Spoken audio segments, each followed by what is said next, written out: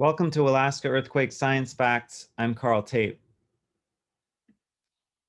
The term megathrust was first used in Alaska. It describes the shallow dipping thrust fault plate boundary that occurs at subduction zones. The 1964 Alaska earthquake occurred on a megathrust.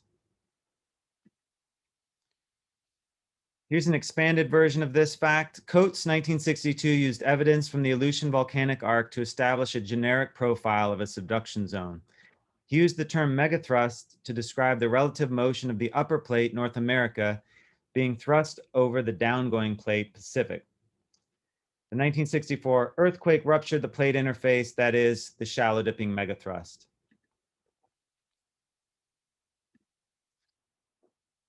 So here's a paper by Coates in 1962 with two sections from the abstract. He describes the Aleutian volcanic arc, and then the hypothesis at the bottom for the origin of the volcanic rocks of the Aleutian arc is as follows.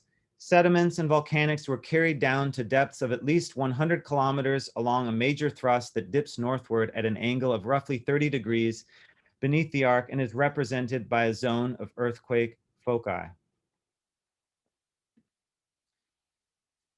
And here is the picture, kind of at the dawn of plate tectonics, 1962.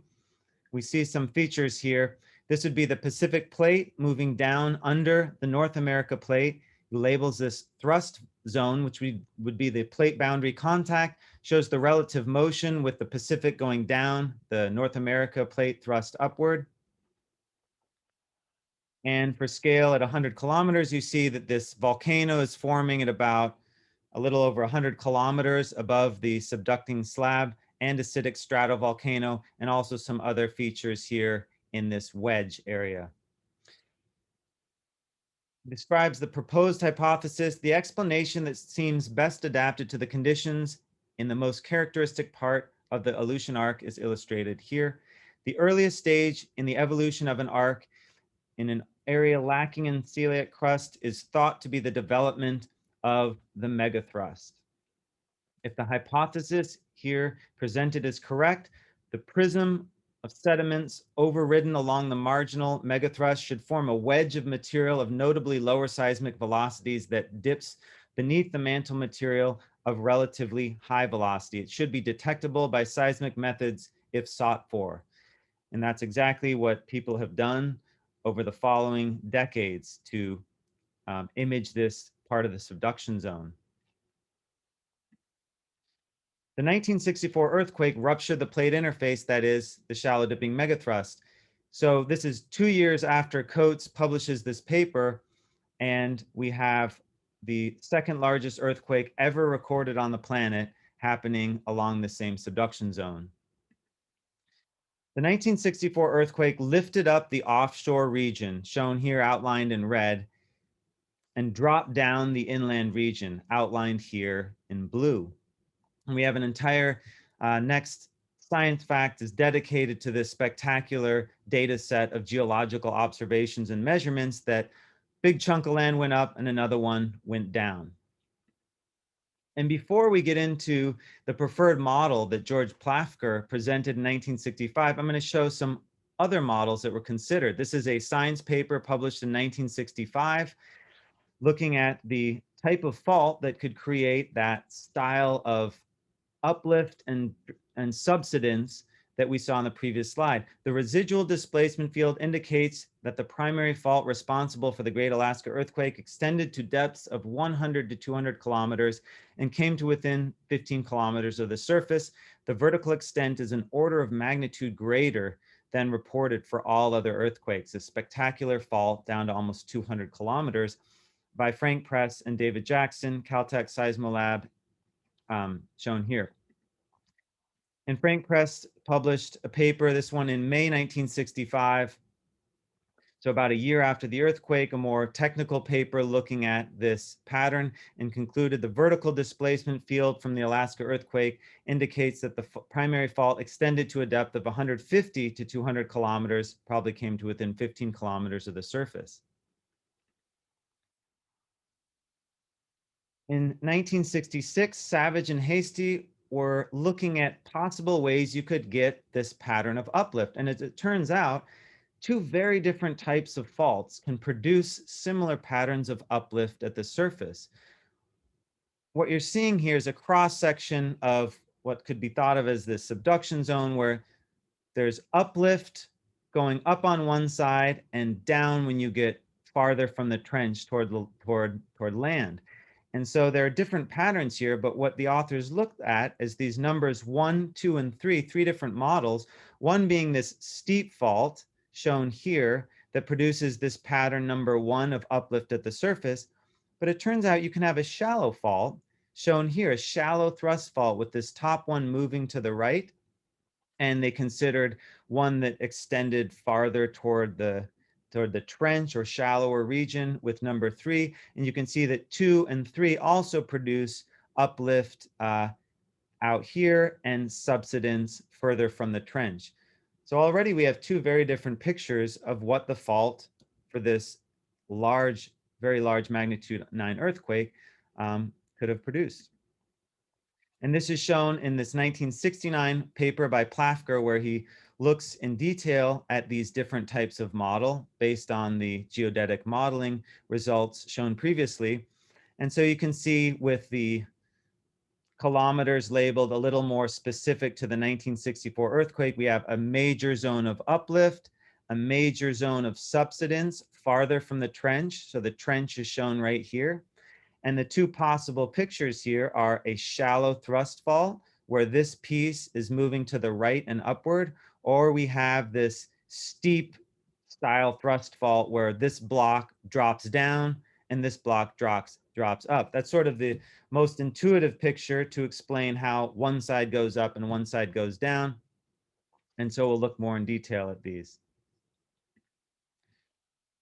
One of the pictures that came along from this study was looking at aftershock mechanisms. And this is sort of a more advanced topic for this particular science fact, but it conveys that these beach balls are showing the style of faulting of all these aftershocks. And it's also challenging to figure out which of two possible planes give rise to these mechanisms. But the conclusion from 1966 was aftershock locations and mechanisms favored a shallow dipping thrust fault. And they say, although the focal mechanism solutions for the shocks are subject to the same ambiguity of the interpretation as that of the main shock, criteria which favor a thrust hypothesis are advanced from the interrelation of the loci. So basically, the occurrence of where these events are in this region support the idea that they're spread out over a shallow plane, indicated by these types of plane here, rather than a vertical plane such as this one or this one. So the aftershocks also play into this story. So the authors, looking at this, proposed a near horizontal fault mechanism to explain the uplift data. And here it's shown. Here is a one block sliding on relative, going to the right relative to another. So if you tip this up just a few degrees, you could call it a thrust fault with this block, which would be the North America plate, going to the right here. And they modify that to say, well, maybe instead of just a shallow thrust fault, we need to have a few steep faults going straight up off that boundary to get this kind of pattern here. So we've now seen a very deep near vertical fault and a horizontal fault, two very different pictures of what might be going on. And Plafker collected all these, and here are the four models. So Plafker had actually proposed the shallow model in his 1965 paper. There was the steep vertical fault model, and then these kind of two other models that are even more shallow and maybe perhaps a little unrealistic with the geological data.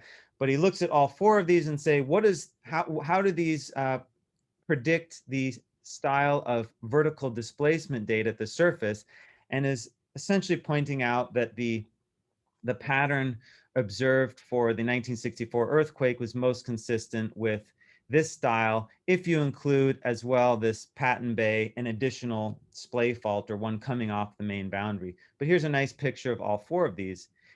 And here's the critique in his paper. He presents all of these, but then he says, The main appeal of the steep fault model is that it can readily account for the distribution of uplift and subsidence. However, as noted elsewhere, there are no compelling geologic, seismologic, or geodetic data in support of this model. Aftershocks are not grouped along its trace, but instead lie mainly on a broad belt along the continental margin. No field evidence exists for surface break. And finally, no evidence that the line corresponds to a major geological boundary with the seaward side relatively upthrown. And so Plafker fairly addresses these patterns, but then concludes, there's more than just fitting displacement data to go into this picture. And so this was the preferred model from Plafker 1969. It shows this shallow thrust boundary with the shaded block here representing the North America plate moving toward the trench and to the right, or would be the south in Alaska. And we have the zone of uplift where this material moves upward, and the subsidence with basically dragging down the ground behind here. As this is uplifted, it drags down this part that's further from the trench. And so here's the picture of creating the observed vertical displacement from a shallow fault. What's interesting, though, as you look at this, Plafker was familiar with the hypothesis of Coates about the megathrust. He cites it, he mentions the megathrust, but he does not explicitly link the deeper portion of the plate interface in this picture with the volcanic arc. There's question mark here, question mark. So it's interesting. It's also a reminder that the story of plate tectonics was not fully fleshed out in 1962, 1964, and not even in 1969, at least in the eyes of the author.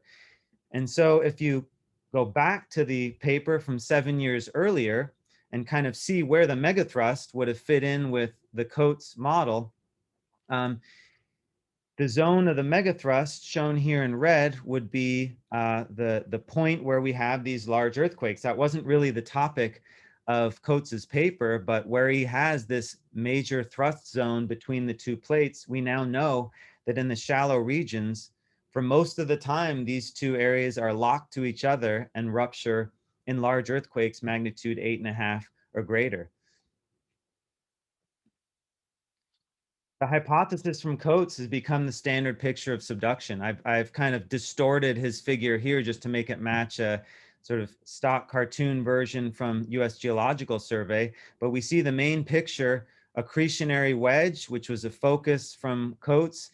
We have the subduction of oceanic crust going down here, this creation, rising of material to form under volcanoes shown here. So overall, this picture by Coates still holds today.